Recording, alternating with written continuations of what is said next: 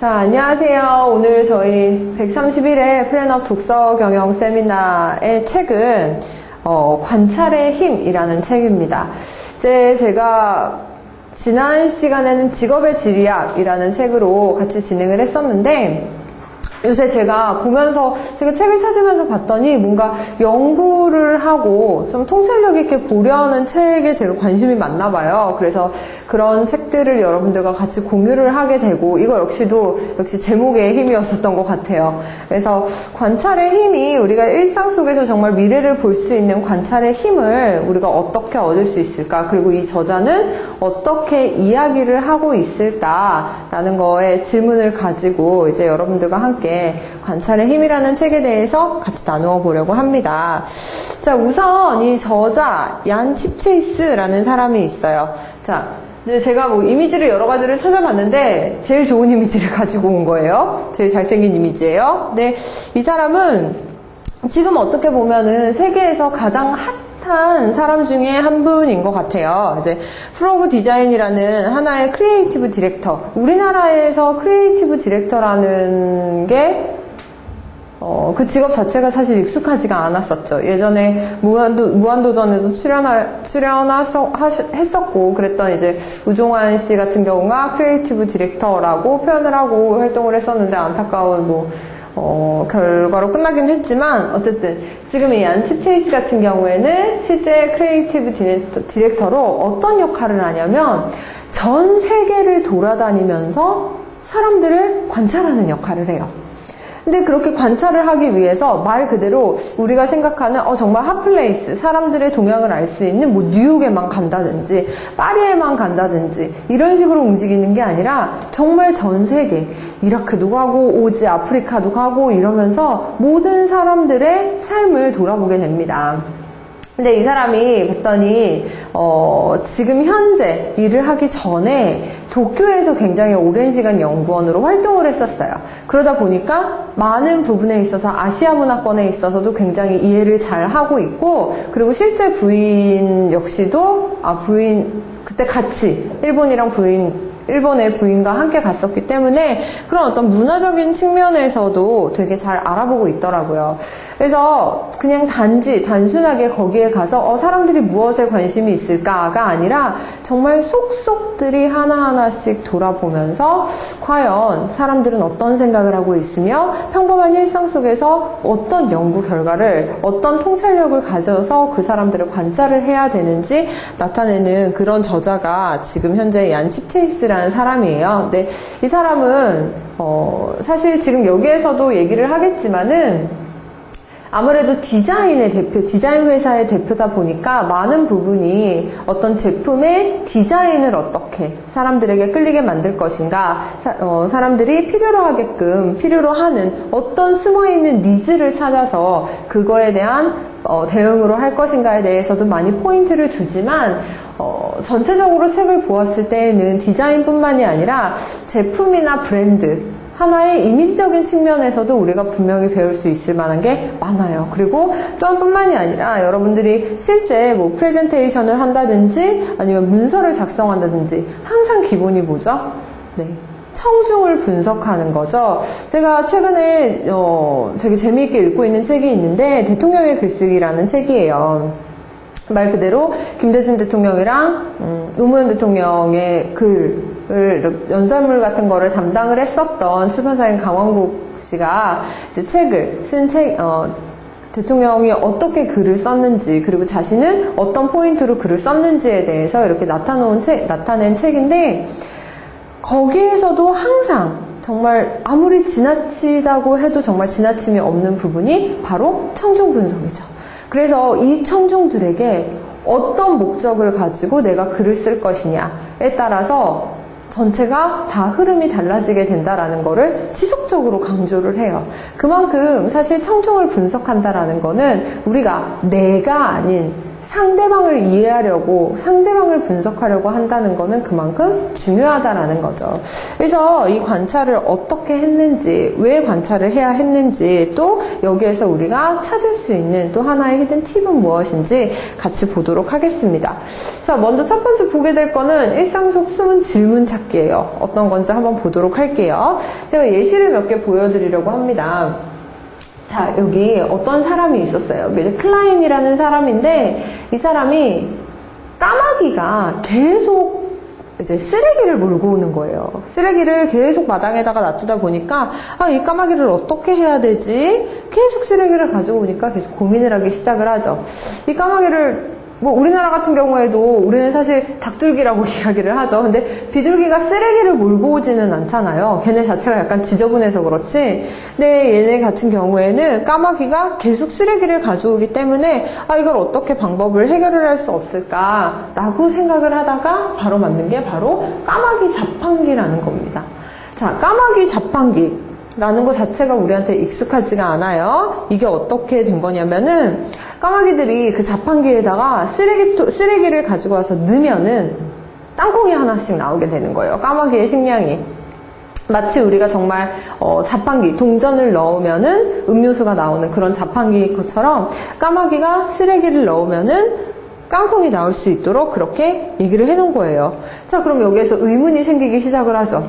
까마귀가 어떻게 뭘 할 수 있다고? 라고 생각을 들지는 모르겠지만 사실 까마귀가 실질적으로는 굉장히 똑똑하대요. 정말 똑똑한 동물이고 까치랑 까마귀가 왜 우리가 반가운 손님이 올 때 막 까치가 운다라고 얘기를 하고 그랬던 것처럼 까마귀 역시도 까치처럼 실제로 사람 얼굴을 구분할 수 있는 능력이 있다라고 얘기를 합니다. 오랜 시간 동안 되게 많은 사람을 보면은 그 사람이 어떤 사람이다. 그래서 낯선 사람이 등장을 할 때 까치가 운대요. 그래서 이제 막 반가운 손님이 올 때 까치가 운다라고 얘기를 하는데 그런 것처럼 까마귀 역시도 사람 얼굴을 기억을 할 줄 알고 도구도 쓸 줄 아는 이제 조류인 거예요. 그래서 이거를 실험을 한번 해봤는데 이렇게 실제로 여기에 물속에 까마귀가 물을 먹을 수 있게 물을 놔뒀는데 얘가 물을 먹지 못하게 되니까 이제 어떤 식으로 밑에 있는 블럭들을 얘가 하나하나씩 집어넣어요. 블록들을 넣게 되다 보면은 이제 부피가 올라감에 따라서 물의 수치가 점점점 올라가게 되죠. 그래서 실제 물을 먹을 수 있도록, 즉 무슨 얘기냐, 부피의 개념을 까마귀가 이해를 하고 있다라는 거예요. 그래서 이 사람이 어떤 일을 했냐면 이제 말 그대로 쓰레기를 가지고 왔을 때 땅콩이 나올 수 있도록 그렇게 고안을 해낸 거예요. 그 부피의 개념을 이해한 까마귀를 이용을 한 거죠. 그렇게 되다 보니까 그 거리가 깨끗해지게 됐습니다. 그래서 클라인 같은 경우에는 우리는 일반적으로 까마귀가 계속 얘네 까마귀 오는데 얘네를 어떻게 처치하면 될까, 잡아 죽이면 될까라고 생각을 할 때 이 클라인 같은 경우에는 실제 까마귀를 이용해서 까마귀와 함께 같이 공생을 할 수 있는 하나의 방법을 찾은 거예요. 어떤 거를 통해서? 까마귀를 지속적으로 관찰을 함을 통해서. 자, 두 번째 사례 한번 보도록 할게요. 로즈라는 여자가 있었어요. 근데 우리도 서울역에 가면은 노숙자분들이 되게 사실 많으세요. 근데 그들이 어떤 사연을 들고 있는지는 알지 못하죠. 우리가 그 사람들 앞에서도, 심지어 그 사람들이, 노숙자들이 있는 앞에서도 사람들은 가끔씩 기금을 모으기도 해요. 어디에? 아프리카 저기에 있는 친구들을 위해서, 혹은 지구 환경을 위해서 그린피스에서 기금을 모으기도 합니다.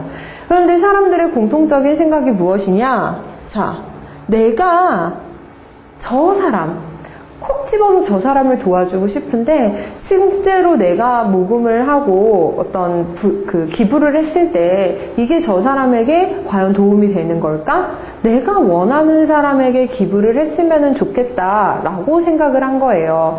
우리가 일반적으로 그냥 노숙자들 지나가면서 보면서 혹은 내가 기부를 하면서 디테일하게 생각을 하지 않아요. 네, 어떻게 되지? 그냥 이런 식으로만 생각을 하는데 사실 이거를 되게 잘 살린 하나의 기부단체가 어디냐면, 구호단체가 어디냐면 컴패션이라는 곳이죠. 그래서 컴패션에서는 한 친구와 한 사람을 직접 연결을 해줘서 계속적으로 관계를 형성하게끔, 그리고 계속 인포메이션, 정보를 주고받고 이메일 같은 거를 주고받으면서 정말 하나의 가족같이 이끄는 그런 역할을 하는데, 이 역시 로즈 역시 마찬가지였었던 거예요. 조금 더 사람들이 그런 컴패션이라는 단체, 뭐 그런 기부단체가 아니라 내가 직접 그 사람에게 기부를 할 수 있도록 이제 홈페이지를 만들기 시작을 합니다. 그게 핸드업이라는 홈페이지였어요.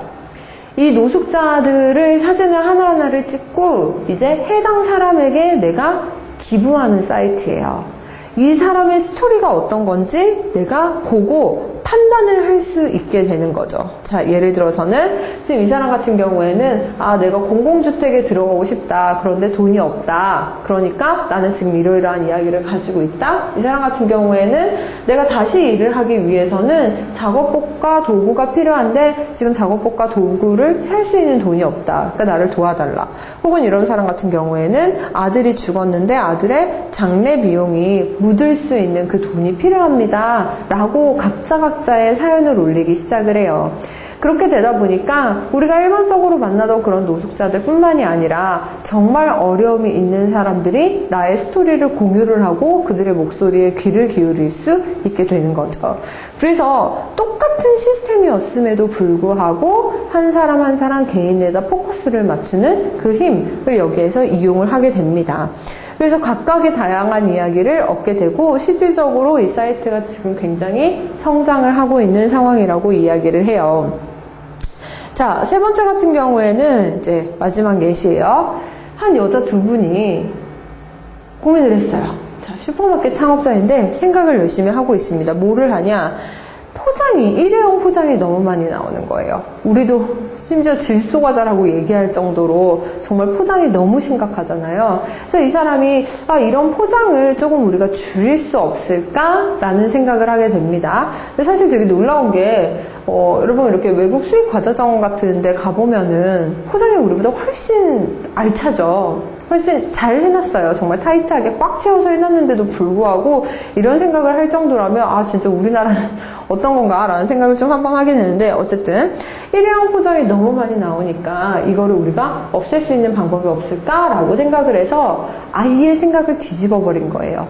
그래서 우리가 항상 뻔하게 먹을 것들을 보면서 그냥 당연히 포장되어 있는 거를 사는 거지 라고 생각을 하지만 이 사람들은 계속 그걸 아이템을 보면서 생각을 했었던 거죠. 그래서 파격적인 슈퍼마켓을 만드는데 그게 어떤 슈퍼마켓이냐면 포장지를 아예 없애버린 슈퍼마켓이에요. 그리고 실제로 내가 어디에다 담아서 파는 게 아니라 어떤 그 특정한 포장지를 만들어서 파는 게 아니라 모두 리필통에다가 그냥 아이템을 담아버리는 거죠. 그리고 나서 사람들이 내가 직접 그거를 담을 용기를 가지고 와서 필요한 만큼 담고 무게를 측정해서 가지고 가는 거예요. 마치 그 젤리벨리에서 우리가 그런 식으로 하는 것처럼 내가 필요한 만큼 봉지, 이제 거기에선 봉지가 제공이 되지만 내가 필요한 용기를 가지고 와서 거기에다 직접 담아서 이렇게 무게를 재고 가게 됩니다. 근데 굉장히 어떻게 보면은 되게 답답한 마트일 것 같고 귀찮은 마트일 것 같은데 사람들이 많이 오히려 더 몰리게 되는 현상이 나타나요. 왜 그러냐면 이제 포장지, 낭비되었던 포장지를 없앤 거죠. 뭐를 위해서? 그냥 판매라는 핵심 본질 요소 하나를 위해서 나머지 것들을 제거를 했더니 이러한 효과가 나타나게 됩니다. 오히려 가격은 절감되고 환경은 더 생각하는 그런 어떤 좋은 이미지로 자리 잡게 돼서 실제 독일에서 굉장히 성공적인 슈퍼마켓이라고 이야기를 해요. 아마 조만간에 뭐 우리나라나 해외로도 계속 퍼지게 되지 않을까라는 생각을 하게 되는데, 제가 앞에서 보여드렸던 이런 예시들, 까마귀 예시라든지 까마귀의 휴지통 예시라든지 아니면 로즈의 핸드업, 노숙자들의 스토리 이야기를 들어주는 그런 모습이라든지 아니면 마지막으로 포장지를 없앤 파격적인 슈퍼마켓, 이 공통점들이 뭐냐면 사람들이 계속적으로 일상에 질문을 던진 거예요. 이거를 발명한 사람들, 창업한 사람들의 이야기를 들어보면은 지속적으로 우리가 너무 뻔하다고 생각했던 당연하지, 그냥 노숙자들이 있지, 저 사람들은 그냥 힘들겠지. 단 한 번도 그들에게 어떤 스토리가 있을까라고 궁금해하지 않았던 그 부분에 있어서 질문을 던지기 시작을 한 거예요. 까마귀를 어떻게 없애버리면 될까라고 생각하는 게 아니라 그들과 함께 그걸 이용해서 공생하는 방법은 없을까 생각을 하게 된 거고, 너무 당연한 포장지에 쌓여있는 그 물건들을 우리가 포장지를 없앨 수 있는 방법은 없을까? 라고 완전히 역으로 생각하는 그런 역발상을 생각을 했었던 거죠. 그렇게 일상 속에 우리가 질문을 던지는 거. 근데 문제는 이 질문이 어디에서 나오냐는 겁니다. 우리가 생활 속에서 사실 질문을 찾는다는 게 되게 쉽지가 않아요. 질문을 찾는다는 거는 생각을 한다라는 거거든요. 근데 사람들은 생각하는 것 자체가 되게 귀찮아요. 사실 재미있지 않아요. 그래서 내가 그냥 일반적으로 계속 살다 보면은 어떤 새로운 인풋이 들어오지 않는 한, 새로운 생각이 내가 들어오지 않는 한 우리는 쉽게 질문을 갖지 않습니다. 근데 사람에 따라서 지속적으로 문제를 찾고 그 문제를 해결하려고 하는 사람들이 있죠. 제가 최근에 되게 재미있는 기사를 봤어요. 그 유튜브를 만들었었던 사람 이름은 지금 기억이 나지 않는데, 유튜브를 만들어서 구글에다가 이제 2조 원으로 2조 원으로 팔았던 유튜브의 처음 창시자. 그 창시자가 지금 어디로 갔냐면 다시 200만 원을 벌던 실리콘밸리로 돌아가서 작은 사무실에서 다시 일을 시작을 했어요. 그래서 그 사람에게 이제 한국의 기자가 가가지고 인터뷰를 할 수 있게 되었습니다. 근데 정말 인터뷰 내용을 봤더니 정말 개발자예요. 그냥 계속 프로그래머. 자신은 다른 게 이 돈이 문제가 아니라 그냥 코딩을 하는 게 가장 행복하다라고 이야기를 할 정도로 원래 구글에서 근무를 하기도 했었는데, 그때 구글에서 만났던 한국인 여성분과 결혼을 해서 살고 있기 때문에 역시나 한국 사정에 대해서 굉장히 많이 알고 있더라고요. 근데 그 사람도 자기가 이야기를 했던 게 그거였어요. 내가 가장 즐거운 거는 뭐 돈을 보고 숫자를 내가 따지는 게 아니라 내가 가장 좋아하는 것은 문제를 찾아내고 그 문제를 해결하는 것이 가장 행복하다라고 이야기를 합니다. 그래서 결과적으로 우리가 보았을 때에는 중요한 거는 내가 일상 속에서 지속적으로 질문을 찾아내는 거. 그러기 위해서는 관찰을 해야 된다라는 거죠. 그래서 이 책 제목이 사실 영어로는 뭐 한국에서는 관찰의 힘이라고 이야기를 하는데, 영어로는 Hidden in Plain Sight예요. 플레인 사이트라는 거는 그냥 목적 없이 보는 걸 이야기를 하죠. 목적 없이 본 그 일상적인 시각 속에서 말 그대로 숨어있는 질문을 찾는 거. 그게 바로 우리가 해야 될 일이라는 거죠. 아까 말씀드렸다시피 이 저자 같은 경우에는 디자인 회사를 운영을 하고 있기 때문에 실제 디자인에 대해서 많이 포커스를 두고 이야기를 합니다. 그래서 책 마지막에 보면은 디자인 연구 방법, 그 관찰에 관련된 디자인 연구를 하는 방법도 뭐 언급을 해놨지만, 사실 더 중요한 거는 지금 여기에선 이거예요.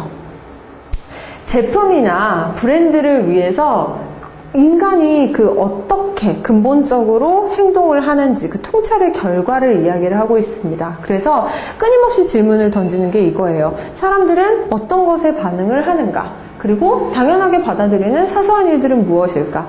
예를 들자면 이런 거예요. 우리가 지금 여러분들이 제 강의를 들으시면서 여러분들이 샤워를 하고 계시지는 않으시잖아요. 그쵸? 그렇다면 반대로 한번 생각을 해봅시다. 왜 샤워를 하면서는 강의를 듣지 않는 걸까? 를 한번 생각해 보는 거예요. 남들이 생각했을 때에는 저거 무슨 말도 안 되는 질문이야 라고 생각을 할지 몰라도, 이 저자 같은 경우에는 끊임없이 말 그대로 말도 안 되는 질문을 지속적으로 던지고 생각을 해보고 그 답을 찾아내고, 그럼으로써 사람들의 행동 패턴을 분석을 하기 시작을 해요. 자, 되게 재미있는 결과가 있었어요. 단 한 번도 우리가 생각해보지 않았던 그것. 지구상에 80%의 사람들이 하루 생계비가 $10 이하라고 이야기를 해요. 하루에 10,000원이 안 되는 돈으로 이들은 살아가고 있어요. 굉장히 빈곤한 사람들이라고 이야기를 하죠. 그런데 그 중에 50%가 아니라 전체 지구 인구 중에 50%가 핸드폰을 사용하고 있다라는 거예요. 자, 내가 당장 먹고 살기도 어려운 상황인데 뭐를 사용을 하죠? 핸드폰을 사용한다라는 거예요. 그래서 우리가 상식적으로 정말 아프리카 그런 오지에 가서도 어떻게 사람들이 살 수 있지 하는 그 상황에서도 핸드폰을 사용하는 사람들, 정말 힘든데도 불구하고 핸드폰만을 유지하는 사람들이 있다라는 거를 우리가 확인을 했을 때 어떻게 이런 현상이 가능한 걸까라고 질문을 던지기 시작하는 거죠. 근데 중요한 건 그거인 것 같아요. 항상 나를 기준으로 생각을 하면은 나는 당연히 핸드폰을 쓰고 있으니까 네가 핸드폰을 쓰는 거 역시 당연한 거 아니야? 라고 생각을 하게 되는데 중요한 거는 내가 아니라 계속 그들의 입장에서 나한테는 당연한 거지만 그들한테는 당연하지 않을 수도 있다라는 거를 끊임없이 상기시키는 게 결국에는 내가 지속적으로 질문을 만드는 그 하나의 방법인 것 같아요. 자, 어떻게 이런 현상이 가능한지 이제 이 책에서는 근본적인 행동 분석을 위해서 지속적으로 일상을 관찰하는 거죠. 근데 이 일상이라는 게 단순히 뭐 우리가 사람들이 공원에서 뭐를 하는지, 카페에서 뭐를 하는지를 관찰하는 게 아니라 정말 깊게 들어가요. 그 사람의 집까지 가서 뭐 냉장고를 열어본다든지, 화장실에 어떤 게 배치되어 있는지 확인을 한다든지, 이런 식으로 작은 정말 그 소소한 일들까지 사람들이 어떻게 하는지. 이제 상하이에서 어떤 한 여자분이 물건을 구매를 하려고 할 때 그때의 행동들은 어떻게 하는지 마치 관찰 카메라가 쫓아다니는 것처럼 그 사람의 일거수일투족을 하나 확인을 하게 되죠. 그렇게 여러 번의 어떤 그 관찰의 결과물들이 모여서 결국에 미래에 우리가 할 수 있는 기회를 찾을 수 있다라는 거예요. 그래서 이 책에서는 여러 가지 사례들을 보여주고 있는데, 자, 천천히 그렇다면 우리가 그 미래의 기회를 찾기 위해서는 뭘 해야 되는지 크게 세 가지로 요약을 해왔거든요. 첫 번째는 인간 행동의 역치를 찾으라는 겁니다. 네, 이건 사실 제목은 제가 지었어요. 자, 관찰의 힘이라고 이야기를 했었죠. 관찰이라는 게 뭐라고 생각을 하세요? observation. 관찰이 명사로 뭐냐면 사물이나 현상을 주위에서 자세히 살펴보는 거를 관찰이라고 이야기를 합니다. 우리는 많이 봐요. 자, 영어로 표현을 하자면은 보는 것과 see, 보는 것과 see와 watch, 영화를 볼 때 랑의 동사가 분명히 다르죠. see라는 거는 그냥 쑥 지나갔을 때 그것도 그냥 I see you, 난 너를 본다 라는 거예요. 그런데 watch는 내가 뭔가를 앉아서 집중해서 듣는 거를 watch라고 이야기를 하죠. 우리도 듣다와 경청하다의 차이가 있는 것처럼 그냥 hear, 나는 뭐 어떤 소리를 들었어 와 listen, 뭔가 집중해서 듣는 거, 차이가 있는 것처럼 observation이라는 거는 하나의 사물이나 현상을 중요한 거는 뭐 없이 목적 없이 관찰을 하는 것을 자세히 살펴보는 것을 관찰이라고 이야기를 합니다. 그럼으로써 뭐를 찾아내려고 하냐? 결국 그 행동의 패턴과 흐름을 찾아내는 거예요. 한 사람뿐만이 아니라 수많은 데이터들을 이제 하나하나 돌려가지고 정말 어떻게 보면 빅데이터 분석이죠. 이렇게 사람들을 열심히 찾아서 그 안에서 내가 사람들이 동일하게 움직이고 있는 하나의 행동들을 보고 패턴이 무엇이냐를 한번 연구를 해보는 거예요. 정신과에서 그 의사 선생님들이 하는 게 바로 이런 거라고 얘기를 하죠. 사람들을 내담자라고 이야기를 하는데 사람들을 많이 만나면 만날수록 이제 그거를 하나의 우리가 폴더에다가 넣어놓듯이 컴퓨터 폴더 만들어서 넣어놓듯이 이렇게 하나하나의 폴더들을 만들어 놓는 거예요. 그리고 이 사람은 이런 성향을 가지고 있고 이런 행동을 나타나는 사람은 A타입이구나, 이러한 사람은 B타입이구나 라는 식으로 계속 늙어가고 있는데, 내가 이때까지 만나지 않았던 케이스의 사람, 그 어떤 행동 패턴과 양식을 가진 사람이 나타났어요. 그러면은 새로운 하나의 폴더가 형성이 되는 거겠죠. 그런 식으로 상담을 할 때 그 사람들을 폴더에 넣어서 결과적으로 어떤 모양을 만들어야 되는지, 어떤 처방을 내려야 되는지, 그래서 많은 경험이 필요하다고 이야기를 하죠. 그러니까 어떻게 보면 정신과 의사들은 이미 그 관찰의 힘을 경험을 하고 있는 거예요. 근데 단지 그게 사람들과 함께 앉아서 뭔가 특정 장소에서의 행동을 본다든지 혹은 이야기를 함으로써 찾는다는 것, 그 차이일 뿐이지 결국에는 이제 관찰을 하고 있는 거죠. 우리 역시 지금 이 책에서는 관찰의 힘이 바로 거기에서 생성된다고 이야기를 하는 겁니다. 여기에서 등장을 하는 게 뭐냐면, 자, 사람들의 행동 양식들을 뭔가 계속적으로 보았을 때 되게 특이한 거를 발견을 했어요. 괜찮다가 어느 순간에 갑자기 이상 행동을 보일 때가 있다라고 이야기를 해요. 이제 그거 생물학적 용어로 역치라는 걸 혹시 아시나요? 역치라는 게 뭐냐면, 내가 특정한 자극을 주었을 때는 그냥 처음에 자극의 세기가 어땠을 때는 움직이지 않다가 어떤 자극을 주었을 때 사람이 몸이 반응하는 그 수치를 역치라고 이야기를 하는데, 역치가 낮으면 낮을수록 반응에 예민한 사람이겠죠. 그리고 역치가 높으면 높을수록 어떻게 보면 둔한 사람이라고 이야기를 할 수 있어요. 근데 여기에서는 중요한 거는 그 사람들이 특정 행동을 하는 그 역치의 단계를, 가장 평균적인 역치의 단계가 역치가 어디냐를 지속적으로 연구하는 게 결국에 지금 이 책에서 이야기를 하는 사람들의 행동을 분석하기 위한, 사람들의 관찰을 하기 위한 가장 커다란 목적이라고 이야기를 해요. 그리고 사람들이 그 역치에 도달하지 않았을 때 가장 편안하게 느끼는 그 상태를 컴포트 존에 있다라고 이야기를 합니다. 특정 행동을 하지 않는 상태. 자, 예를 들자면 이런 거예요. 어떤 사람 같은 경우에는 택시를 탔는데 어떤 사람은 80km로 가도 속도를 80으로 가도 괜찮아요. 근데 어떤 사람은 60으로 갔을 때에도 막 가슴이 두근두근 거리는 사람들이 있어요. 자, 그렇다면은 과연 적정 속도는 무엇일까에 대해서 사람들이 심리적으로든 생물학적으로든 이제 연구를 하기 시작을 하는 거죠. 수많은 사람들을 보고 나서 그 사람들의 컴포트 존은, 일반적으로 사람들의 컴포트 존은 몇 킬로이며 사람들이 어떤 식으로 해야 되는가. 자, 그 컴포트 존을 찾음으로써 자동차를 만드는 회사에게는 굉장히 좋은 팁이 될 수 있죠. 왜냐하면 사람들이 안정감을 느끼는, 일반적으로 컴포트 존에 있는, 즉 안정감을 느끼는 속도가 어느 정도까지인지 분석을 해서 알아낼 수 있으니까. 자, 이런 식으로 기업과 같이 연계를 해서 확인을 하고 있는데, 사람들이 특정 행동을 하지 않는 이 컴포트 존에 머무르도록 만드는 것이 사실 기업에서는 가장 큰 하나의 목적이에요. 움직이지 않도록 만드는 거. 왜냐면 컴포트 존에서 벗어나기 시작을 했을 때 사람들은 먼저 불안함을 느끼게 되거든요. 말 그대로 변화를 느끼기 때문에. 자, 예를 들자면 대표적인 게 바로 이겁니다. 여기에 시계가 있어요. 제가 이걸 까르띠에 시계라고 시계를 찾았어요. 뭐 한 번도 사용해보지 않은 시계지만 굉장히 비싸다고 얘기하는 그 까르띠에 시계가 여기에 있습니다.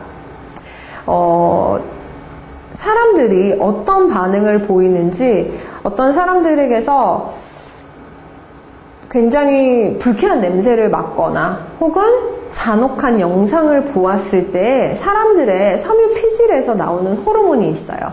네. 그 호르몬이 굉장히 사람으로 하여금 느껴지는 그 감정을 조절하는 그 호르몬이 나오는데, 이 까르띠에 시계를 보았을 때 짠돌이에게서는 그 동일한 호르몬이 등장을 한다라고 이야기를 해요. 이거는 생물학적으로 사람들을 분석을 했을 때죠. 짠돌이의 행동을 판단을 하고 행동을 보고 나서 이 사람들은 왜 이런 원인을 가져오는 걸까라고 그 원인을 분석해 보았을 때 생물학적으로 정말 실질적으로 내가 어떤 불쾌한 냄새를 맡았을 때 나오는 그 감정과 굉장히 비싼 시계를 보았을 때 그 감정이 결국에는 동일하다라는 거예요. 참 아이러니하죠. 그래서 결국에 사람들이 이렇게 시각적으로 뭔가를 보았을 때 자극을 받는다는 것을 발견을 했어요. 그렇다면은 시각적으로 내가 강한 것, 제일 많이 보이는 게 바로 이런 상태를 이야기를 하죠. 내가 지갑이 뭔가를 사려고 딱 봤는데 지갑이 텅 비어 있어요. 그러면 사람들은 말 그대로 스트레스를 받아요. 그럼으로써 어디에서 벗어나게 되냐? 컴포트 존에서 벗어나게 되는 거예요. 그 컴포트 존에서 벗어나면은 사람들은 그냥 뻔하게 생각했던 나의 의식 흐름에 다시 한번 고개를 갸웃거리게 되고 내가 지금 하는 행동들이 맞나? 라고 생각을 하게 됩니다. 그럼으로써 실질적으로 구매를 해야 되는 타이밍에 구매를 하지 않게 된다는 거죠. 그렇다면 뭐가 핵심이냐? 이 텅 빈 지갑을 보지 않게 하는 방법이 있죠. 그래서 등장한 게 뭐죠? 바로 신용카드, 그리고 요새는 이제 모바일페이로 돌아서고 있는 상황이죠. 신용카드는 여러분들이 실질적으로 돈이 있든지 없든지 상관이 없어요. 그냥 쓰시면 돼요. 그래서 많은 사람들이 처음에 이제 회사에 들어갔을 때 뭐를 사용하라고 얘기를 하죠? 체크카드를 활용하는 습관을 들여라 라고 이야기를 해요. 근데 제 주변 사람들도 그렇고 모든 사람들의 어떤 경제적인 관념에 있어서 항상 공통적으로 이야기를 하는 게 있어요. 한 번 신용카드로 돌아서기 시작하면은 체크카드로 돌아오는 게 너무너무 어렵다고 이야기를 해요. 소비 패턴이 달라지기 시작을 하는 거죠. 자, 이런 것처럼 이미 사람들은 컴포트 존에 머물고 싶어 하는 겁니다. 뭔가 내가 새로 돈을 낼 때 그 정서적인 거래 비용, 내가 받는 그 스트레스, 그 실제 거래 비용이 아닌 내 정신적인 그 거래 비용을 사람들은 지불하고 싶지 않아 하기 때문에 신용카드를 사용을 하게 된다라는 거예요. 자, 이게 단지 구매에서뿐만이 아니라 일반적인 사람뿐만이 아니라 문화적으로도 전체적으로 차이가 있습니다. 어떤 역치를 이야기하는지 한번 영상을 보면서 확인을 해볼게요.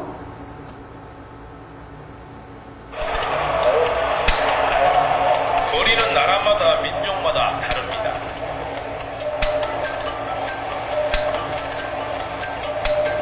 아랍계 사람들은 거리를 좁혀오고요. 미국 사람들은 좀 거리를 두고 싶어하죠.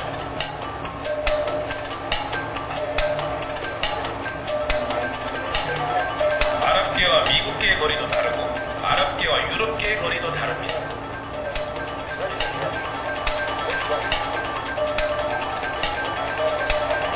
세계 어디에서나 이런 거리가 지켜지고 있고 만약 그것이 깨지면 분쟁이 일어나게 되죠.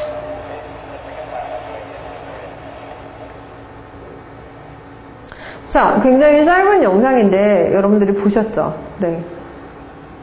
내가 어떤 문화에서 자랐느냐에 따라서 각각의 느껴지는 그 거리가 다 달라요. 거리가 다르다는 거는 결국에 우리가 어떤 하나의 행동 소비 패턴으로 돌아왔을 때 역시 마찬가지입니다. 우리의 행동 역시도 문화적인 거에 의해서 각자 다 달라진다라는 거예요.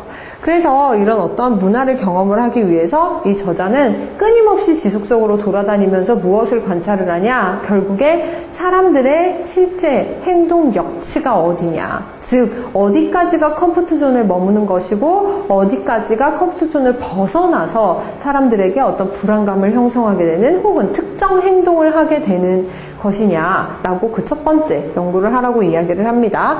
두 번째는 이제 일상용품을 관찰을 하라고 이야기를 해요.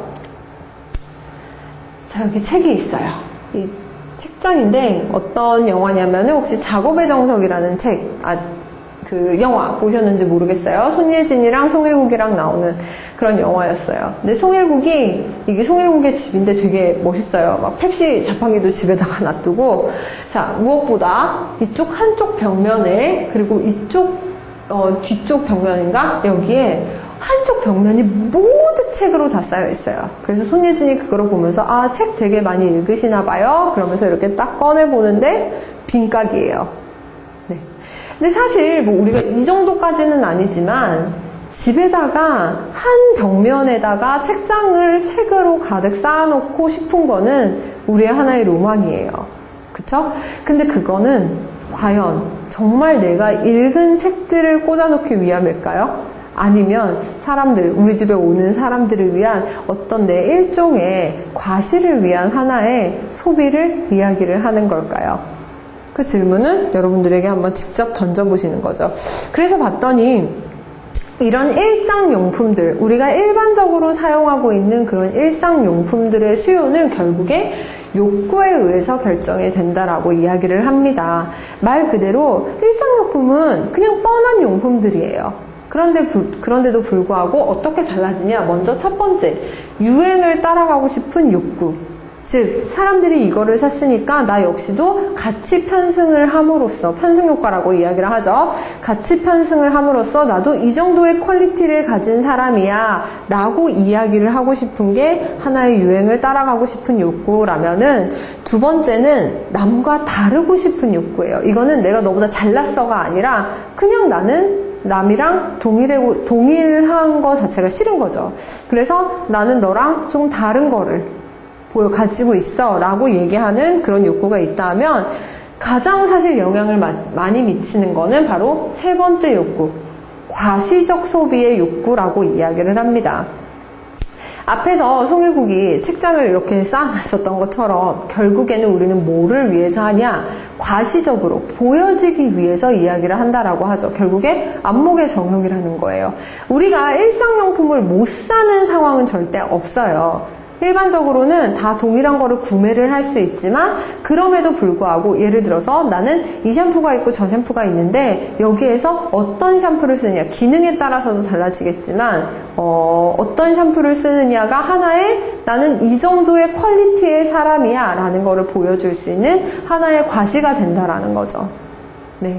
화장품을 들고 다닐 때에도 우리가 사실 집에서는 이런 여성분들도 많이 있으세요. 집에서는 이제 저렴한 착한 화장품을 많이 쓰시고, 밖에서 들고 다니시는 아이템 같은 경우에는 반드시 뭐 디오르, 뭐 아니면 굉장히 고가의 브랜드 제품을 들고 다니시는 분들도 계세요. 왜 그럴까요? 결국에는 모든 게 다 과시적 소비 성향을 가지고 있기 때문이라는 거죠.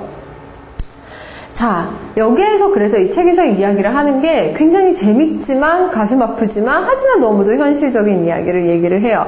진실이 반드시 중요한 것이 아니며 뭐가 핵심이다? 겉모습이 핵심이다 라고 이야기를 합니다. 이 겉모습이 핵심이다 라고 이야기를 하는 게 사실 어떻게 보면은 되게 인정하기 싫은 거지만, 수많은 관찰의 결과를 보았을 때 이게 진실이라는 거예요. 그게 영상을 통해서도 확인을 할 수 있을 거예요. 같이 보도록 할게요.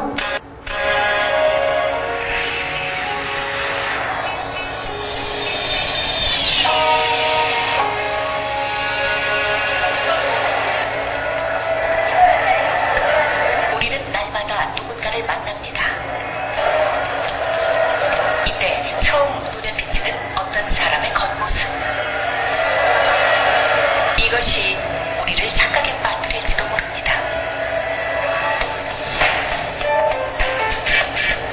잠시 후 이 쇼윈도에서 한 남자의 첫인상에 대한 실험이 펼쳐집니다.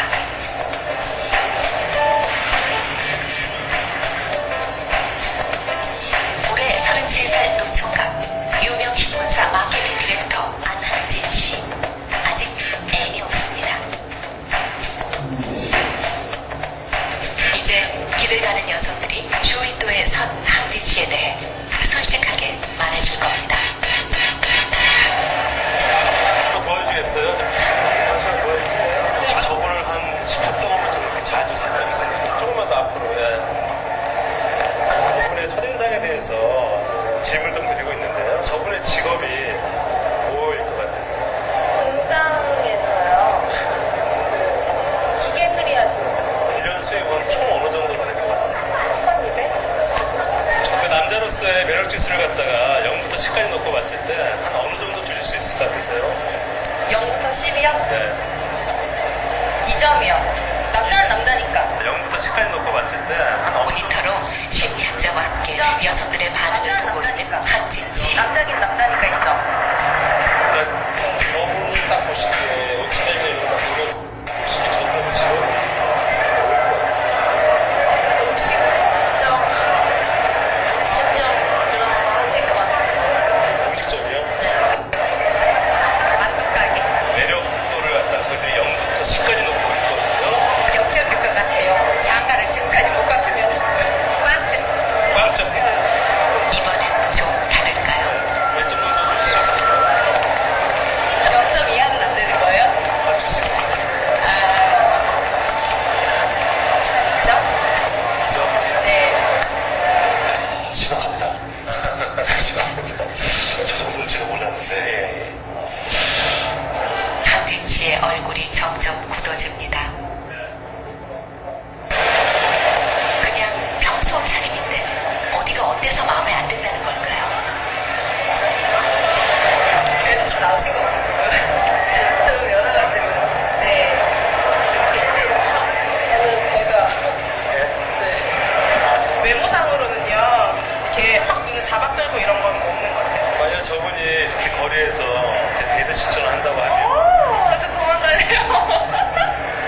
싫어요. 제일 억울하신 부분이 뭐예요? 스타일. 예, 조금 가장 오해받고 있는 부분이 그 부분이세요.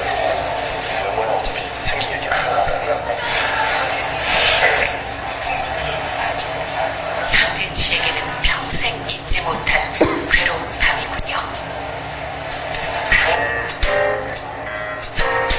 다음날 오후 다시 명동에 나타난 황진 씨. 어제 섰던 그 쇼윈도에 다시 한번 서보기로 했습니다. 와, 정말 딴 사람 같군요. 머리부터 발끝까지 완벽하게 바꿨습니다.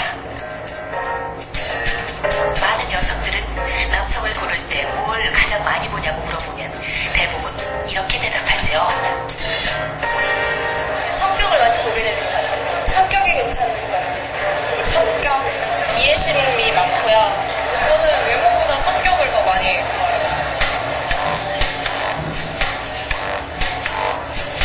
하지만 황진 씨가 겉모습을 바꾼 지금 여성들의 평가가 어떻게 달라지는지 보시죠. 직업은 뭘까요? 이거는 좀 변호사나 의사처럼 보였어요. 되게 말씀 잘하시고 되게 논리적이실 것 같아요. 남자분의 연봉은 어떤 것 같으세요? 변호사는 하는 대로 버는 스타일이니까 되게 많이 받으실 것 같아요. 딱히 제가 변호사는 어느 정도 받는지 몰라서 어때 정도? 돈이 좀 있으실 것 같아요. 하지만 빵빵할 것 같은데? 마음에 드세요? 갑자기 기분 좋아지게. 제가 나가신 분이 좋았네요. 좀 더 들어볼까요? 아니요. 약간 가부치 맞은?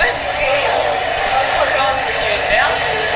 부티나 뭐 지적으로 보이시는 것 같아요. 대기업에 다니는? 그러니까 그런 이미지. 한 달에 만약에 1,000만 원 받으면 1억 2천? 그거나? 그 정도? 매력 지수를 0부터 10까지 놓고 봤을 때 어느 정도 주실 수 있으세요?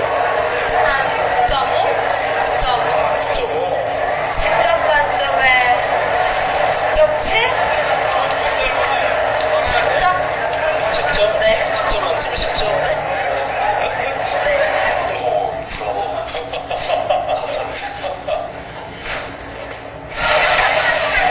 그럼 여성들이 가장 중요하다고 말한 성격을 한번 물어볼까요? 성격은 어때요?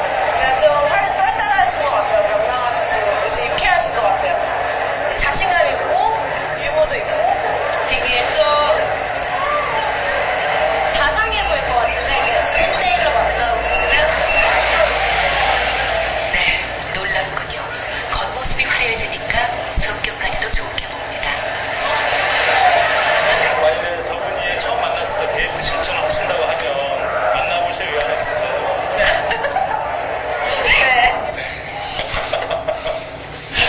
정말 다르네요. 예, 많이. 예, 정말 뭐 많이 다른 정도가 아니라 완전히 다르네요. 연봉은 뭐 엄청난 차이가 납니다. 평균적으로 이제 3천만 원 정도 있고, 그 다음에 이제 변화 후에는 2배가 넘는 그 7,300만 원 정도. 평균 점수 8점 정도 나오니까 이거는 거의 뭐 두세 배에 해당하는 상승이 일어났고요. 저한테는 신선한 충격이었던 것 같습니다. 변신하고 나서 평 들으니까 상당히 기분이 좋고, 한편으로는 조금 씁쓸한 면도 없지 않아 있고요. 여러분도 씁쓸하신가요? 우리는 말과는 달리 겉모습으로 사람을 판단하는 선입견 혹은 편견을 가지고 있습니다. 그 껍데기에 둘러싸여서 영향을 받아서 어떤 차별적인 모습을 보이죠. 이게 제가 볼 때는 우리 일상에서 굉장히 빈번하게 우리가 경험하면서도 우리가 깨닫지 못하는 착각 중에 하나입니다. Yes, I think it's fair to talk about these kinds of biases as a form of illusion as well. They fit the definition of illusion very well in the sense that they are beliefs that are exaggerated in a particular direction.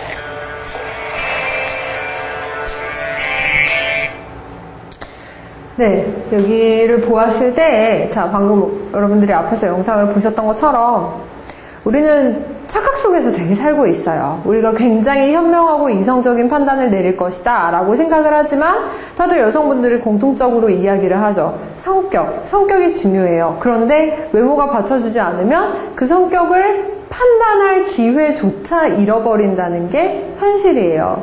그래서 어떻게 보면은 이 저자는 굉장히 강하지만, 그리고 너무 잔인하기도 하지만 정확하게 얘기를 합니다. 결국에 핵심은 겉모습이다 라고 이야기를 해요.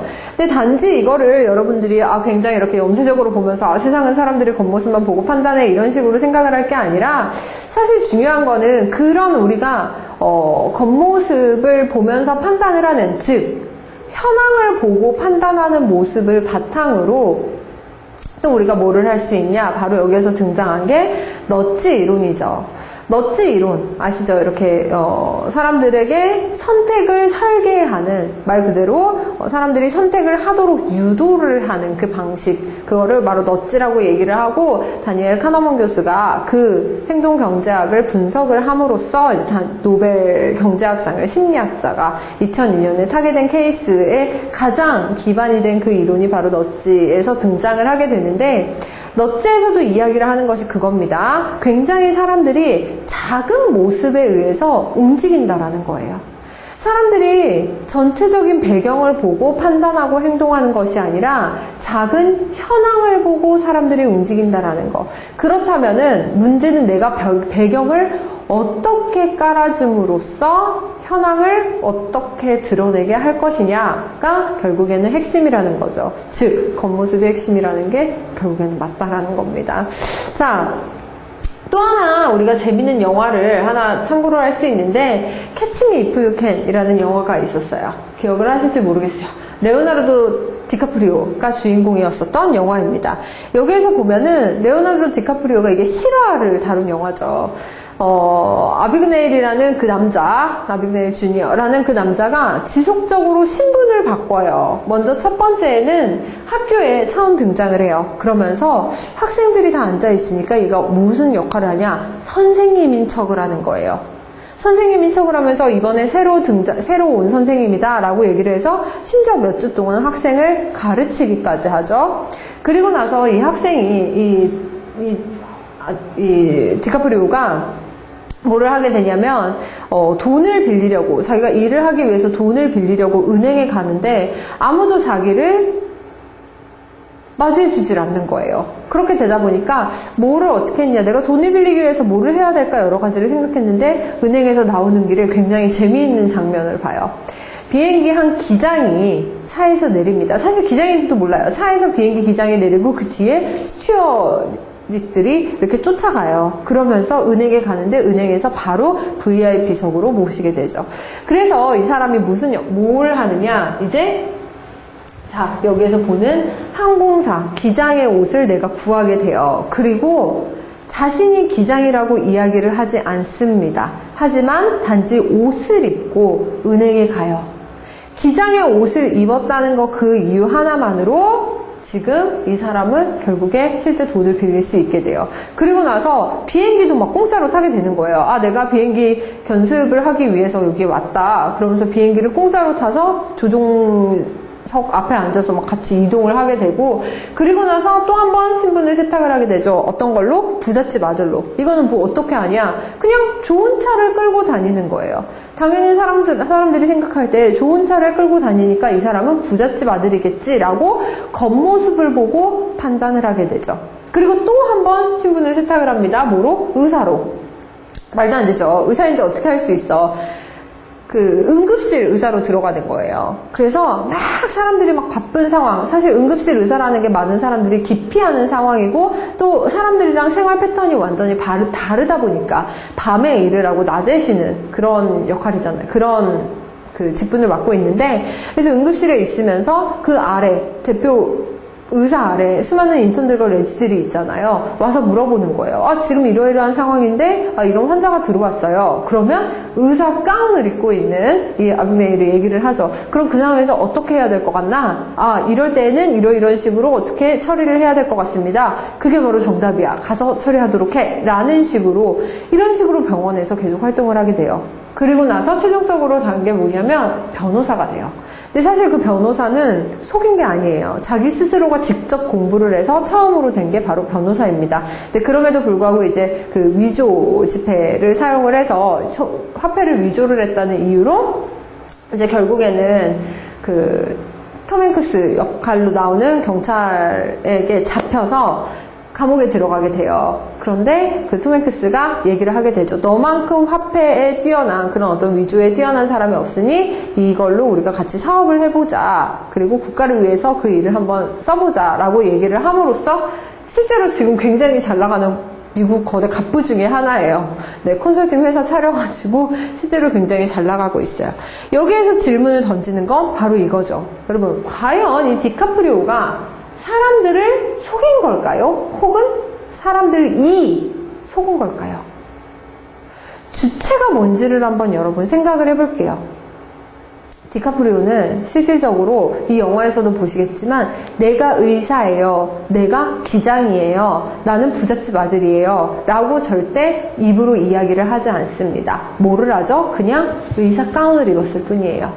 기장의 옷을 입었을 뿐이고 좋은 차를 탔을 뿐이에요. 그런데 사람들이 그 겉모습을 보고 아, 이 사람이 이렇구나 라고 판단을 하게 되는 거죠.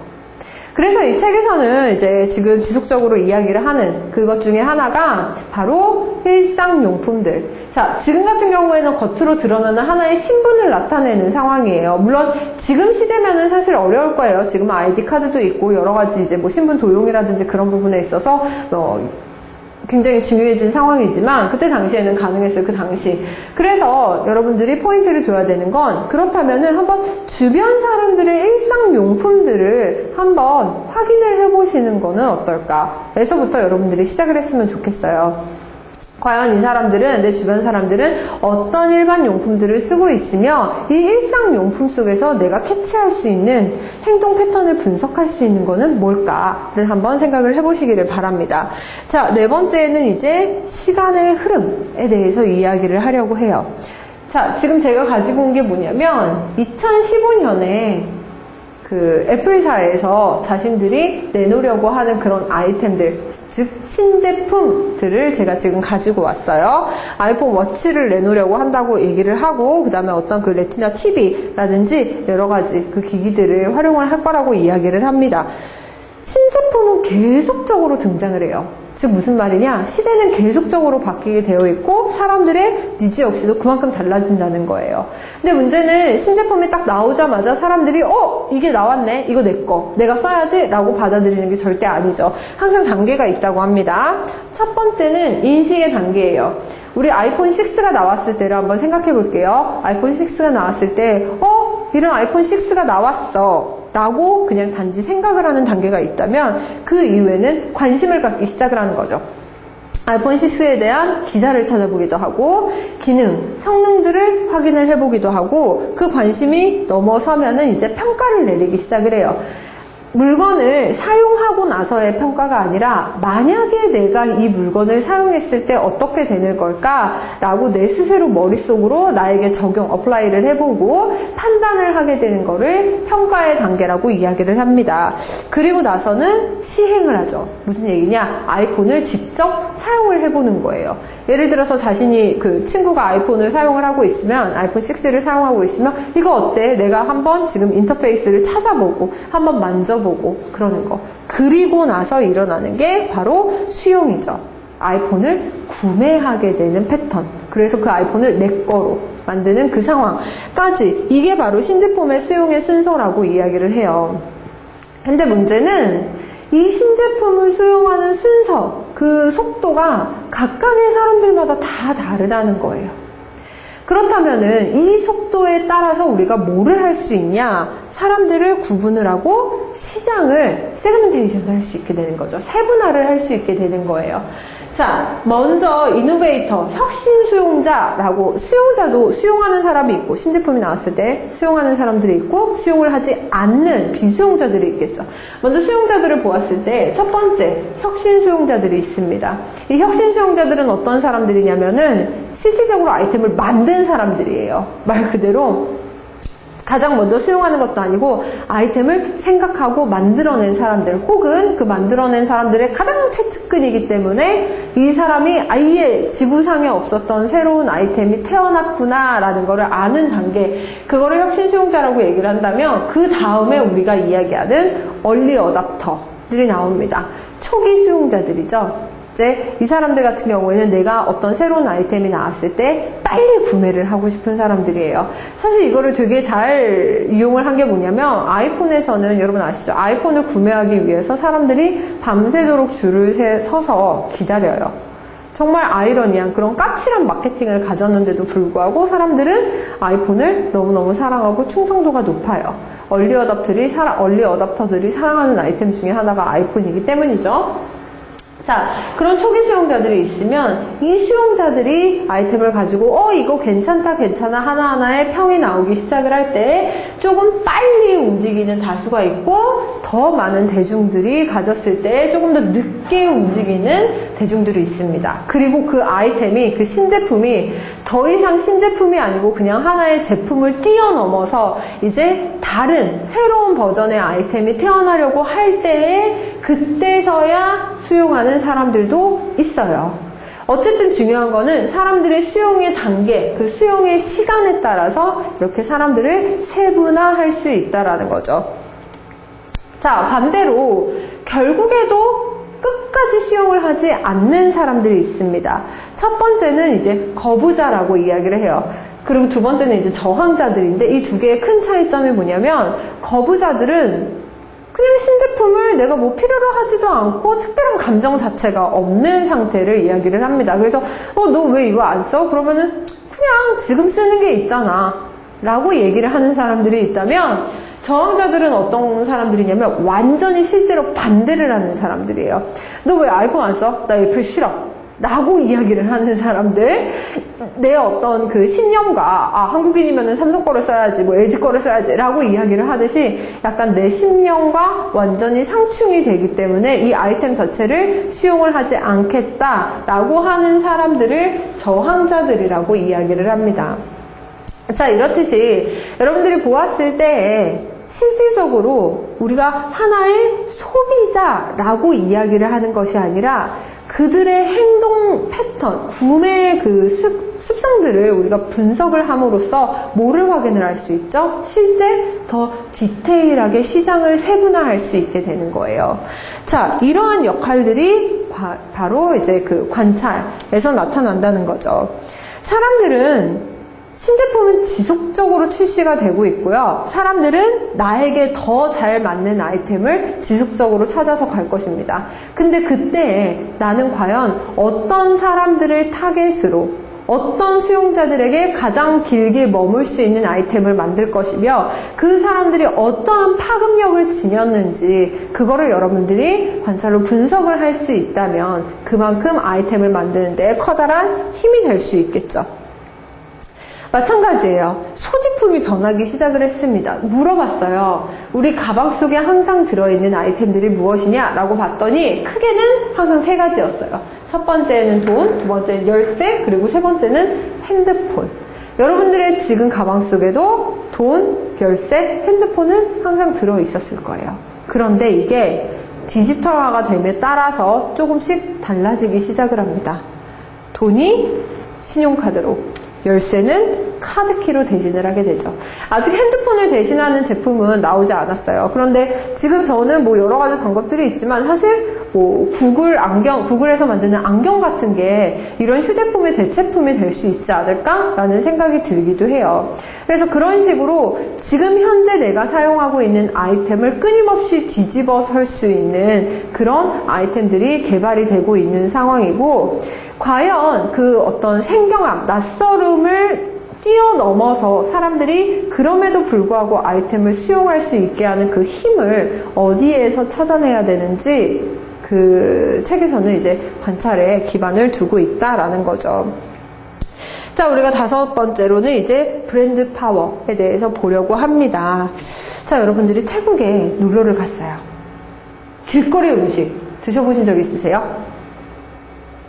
자, 많은 사람들이 태국에서 길거리 음식 맛있다라고 얘기를 하는데 사실 막상 우리가 딱 먹으려고 하면 왠지 두려워져요. 사실 가이드들이 그렇게 이야기를 할 때도 있어요.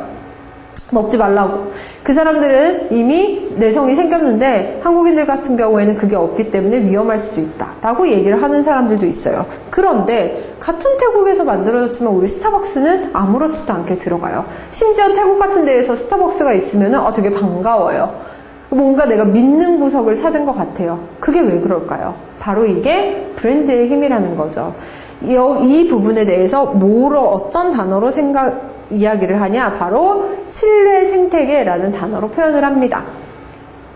말 그대로 어떤 하나의 아이템 혹은 뭐 음식이든 그게 어떤 거든 상관이 없어요. 아이템을 보았을 때 사람들은 이 신뢰 생태계를 기반으로 한다라는 거죠.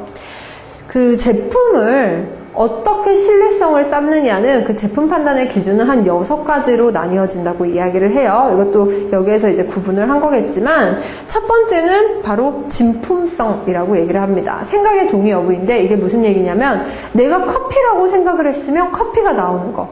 커피라고 생각을 했는데 뭐 우유가 나오는 것도 아니고 갑자기 생뚱맞게 뭐 예를 들어서 막 컵이 나오거나 그러면은 되게 이상한 거잖아요. 진품성이라는 거는 내가 생각하는 것이 그대로 나오는 거냐. 예를 들어서 내가 피자를 생각을 했는데 토스트가 나오면은 그건 이상한 거잖아요. 그쵸? 그래서 그런 거를 첫 번째 진품성이라고 이야기를 한다면 두 번째는 약속 이행성이라고 이야기를 합니다. 우리가 제품을 구매를 할 때, 뭐, 예를 들자면, 스타벅스에서는 공정무역을 통한 뭐 콩을 사용을 합니다. 라고 이야기를 했을 때, 과연 이들이 실질적으로 약속을 이행을 했는가에 대해서 확인을 할 수 있는 그 방법, 그런 어떤 얘들이 얼마나 약속을 지켰는지에 대한 게 하나의 신뢰도를 판단하는 측면이고, 세 번째는 가격 대비 품질을 이야기를 하는 거죠. 내가 굉장히 비싼 돈을 주고 샀는데 그 가격 대비 굉장히 마음에 들지 않아요. 그러면은 우리는 그 제품에 대한 신뢰도도 하락이 되고 당연히 제품을 사지 않게 되겠죠. 네 번째는 안정성이라는 겁니다. 일관성 있는 기능을 발휘하는 거예요. 자, 제가 랜턴을 샀어요. 멀리 텐트를 치고 여행을 하기 위해서 멀리 산속으로 들어가기 위해서 랜턴을 샀어요. 지금 여기에서는 굉장히 작동이 잘 되는데 내가 이 제품에 대한 신뢰도가 떨어지면은 어떻게 되냐. 이 랜턴이 여기에서는 켜지는데 저 산속에 들어가서는 안 켜지면 어떻게 하지? 라고 안정성이 떨어지면 어떻게 하지? 라고 걱정을 하게 되는 건 제품에 대한 신뢰도가 낮다라는 거죠. 그러면 저는 제품을 구매하지 않겠죠. 어떤 상황, 어떤 환경에서든지 이 제품이 동일하게 작동할 것이라는 그 생각, 그거를 우리는 안정성이라고 이야기를 합니다. 그리고 다섯 번째는 안전성이에요. 안정성과는 약간 다르죠? 안전성은 말 그대로 내 신체적이나 뭐 그런데 위협을 가하지 않을 정도로 안전한 상황인가를 얘기를 하고, 마지막으로는 의존 가능성이라고 이야기를 하는데, 아이템을 우리가 하나의 제품을 구매하고 난 후에 이거를 내가 가장 대표적인 게 사실 AS인데 추후에 이거를 내가 뭔가 계속 지속적으로 누군가를 의존을 해가면서 아이템을 사용을 할 수 있는지에 대해서 물어보는 그 단계가 바로 마지막 의존 가능성이라고 이야기를 해요. 이 6가지 성질들이 바로 우리가 제품을 판단할 때 하나의 기준이 된다라는 건데, 이 6가지 성질들을 여러분 곰곰이 생각을 해보시면은 뭐를 얘기를 하냐? 결국에는 브랜드를 이야기를 하고 있어요. 이 6가지 조건들을 만족시키는 거를 우리는 하나의 브랜드로 대신을 합니다. 사실 이 6가지를 먼저 따지고 나서 브랜드를 따져야 되는데 사람들은 반대로 되어 있어요. 브랜드니까 이 6가지를 당연히 지키겠지라고 생각을 하고 있죠. 그래서 여기서 등장을 하는 게 유명 브랜드의 허와실에 대해서 이야기를 하게 되는 거죠. 우리가 한번 생각을 해봐야 된다라는 겁니다. 그래서 되게 재밌는 책이 있어요. 혹시 나는 세계 일주로 자본주의를 만났다라는 책인데, 코너 우드먼이라는 사람이 쓴 책이에요. 말 그대로 이 사람이 이제 세계 일주, 정말 작은 돈으로 세계 일주를 하면서 자본주의를 직접 느끼기 시작을 하는데, 처음 질문이 뭐였었냐면, 이 사람이 역시도 질문을 따라서 여행을 했거든요. 처음 질문이 뭐였었냐면, 내가 지금 먹고 있는 이 랍스타, 어디에서 잡혔을까? 예를 들어서 그 이집트에 있는 어떤 한 지역에서 잡혔다면은 그 지역 사람들은 나는 20만 원을 주고 랍스터를 먹고 있는데 과연 그 이집트의 사람들은 20만 원을 받고 있을까? 유통비를 제외한다 해도 그 사람들은 과연 얼마의 돈을 받고 있을까에 대해서 질문을 던지고 직접 자기가 여행을 하면서 알아보기 시작을 해요. 자, 우리가 랍스터를 20만 원에 먹는다면은 그들에게 얼마가 돌아가야 될지 그 유통의 마진을 최대한 줄여서 그들에게 실질적으로 돌아갈 수 있도록 그 실질적인 노동의 보상을 해준다는 게 어떤 무역이죠? 공정무역이죠. 트레이드, 페어 트레이드라고 이야기를 하는데 사실 이 제목의 영어 원제가 뭐냐면 unfair trade예요. 불공정 거래라는 겁니다. 우리는 공정무역을 한다라고 생각을 하고 사람들은 하지만 실질적으로는 약속 이행이 되지 않는 상태. 말 그대로 unfair trade가 일어나고 있다라는 거를 찝어서 이야기를 하는 책이 하나의 이 책이고 여기서 되게 재미있는 표현이 나와요. 실제 공정무역이라는 게 성행을 하면서 사람들은 브랜드를 믿기 시작을 했어요. 아, 이 브랜드는 당연히 이렇게 공정무역을 하겠지. 그러나 실질적으로 어떤 현상이 일어나냐? 공정무역이 성행을 함으로써 공정무역으로 인해서 돈을 번 거는 공정무역을 해준다는 인증을 해주는 협회만 돈을 벌었다라고 이야기를 해요.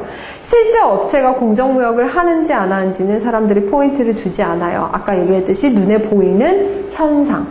아, 이 마크를 들고 있으면은 당연히 약속 이행을 하겠지라고 생각하는데 더 포인트를 준다라는 거를 이 책에서 굉장히 찝고, 자, 그래서 여러분 기회가 되시면 이 책도 한번 읽어보시면 되게 좋을 거예요.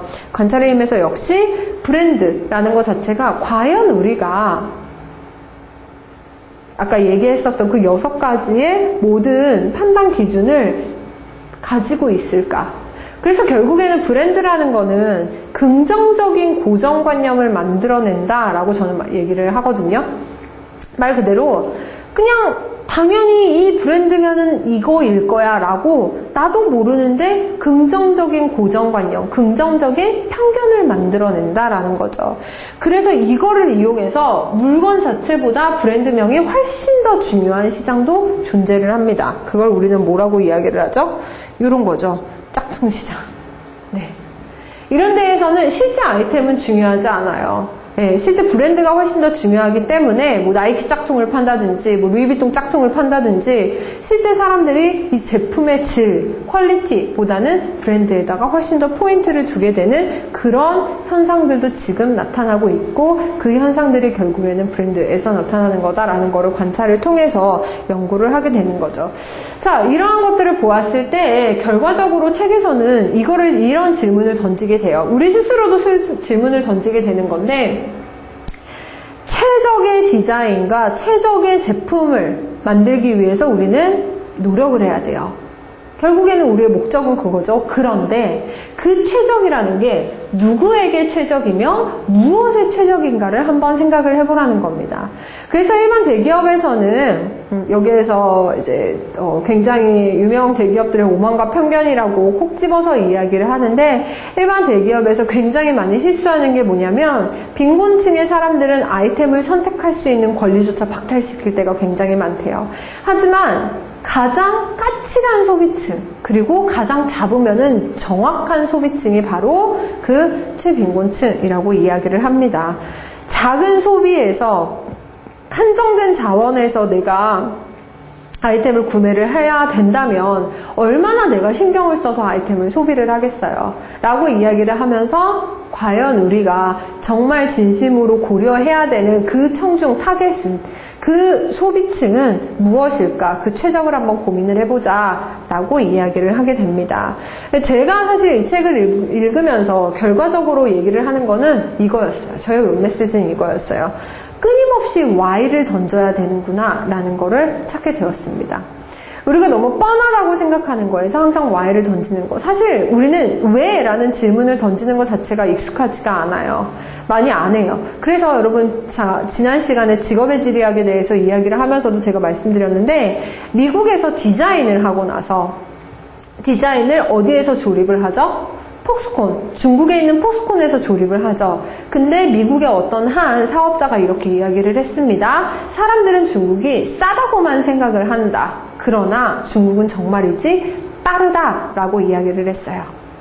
내가 이러이러한 거를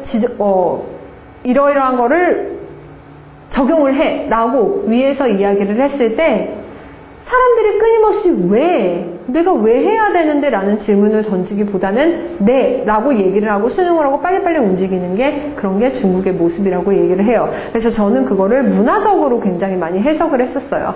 공산주의 국가에 있었던 그 어떤 성향, 문화적인 성향이 남아있기 때문에 위에서 상명하달식의 그런 모습들이 익숙해져 있다라는 거죠. 마찬가지입니다. 사실 우리나라도 이제는 굉장히 과도기를 많이 거치고 있지만 지금 여전히 교육 부분에 있어서도 수많은 부분에 있어서도 우리는 왜? 라는 질문을 던지기보다는 사실 생각하고 말하고 쓰는 거에 있어서는 굉장히 지체하는 성향을 가지게 되는 것 같아요. 근데 제가 이제 좋은 영상을 하나 보게 됐는데 실질적으로 우리가 생각하고 말하고 쓰는 거는 뇌 전두엽에서 이 모든 현상들이 일어난다고 이야기를 해요. 그런데 중요한 거는 우리가 핸드폰을 너무 오랫동안 한다든지 혹은 TV를 무의식 중에 계속 보고 있다든지 컴퓨터 그런 어떤 자극적인 매체들을 통해서 우리의 전두엽이 일을 하지 않는다고 이야기를 합니다. 그래서 그렇다면은 나는 끊임없이 왜를 던지기 위해서 뭐를 해야 되냐? 저는 여러분들의 뇌가 자극을 받아야 된다라고 생각을 해요. 그래서 제일 중요한 거는 여기에서도 이제 카메라를 들고 다니면서 일상을 관찰하는 모습을 보여주는데 저도 역시 사진기를 사게 되면서 가장 많이 달라진 게 뭐냐면 작은 풀들, 작은 그 아이템들 하나하나에도 조금씩 관심을 갖게 되더라고요. 그리고 이제 저는 그 관찰에서 끝나는데 더 나아가서 이제 저자는 왜 이런 현상이 일어났을까? 왜 이거는 안 된 걸까? 라고 끊임없이 질문을 던지라 라고 이야기를 하게 됩니다. 그래서 이 책을 보았을 때 내가 생각하는 방법에 대해서 이야기를 한다든지 사실 그거는 아니에요. 하지만 관찰하고 생각하고 질문을 던지는 게 실제 우리가 미래에서 기회를 발견할 수 있는 가장 좋은 방식이다라는 거. 그리고 수많은 관찰들을 여러분들이 분석을 하고 동일한 패턴을 찾고 그 안에서 기회를 포착하는 것이 진짜 여러분들의 힘이라고 이야기를 합니다. 자, 우리 여기에서 관찰의 힘은 여러분들이 마치도록 하겠고요. 다음 시간에 하게 될 거는 우리가 생각의 방법에 대해서 이야기를 하는 Out of Box라는 책으로 독서경영 세미나 132회 진행을 해보도록 하겠습니다. 수고하셨습니다.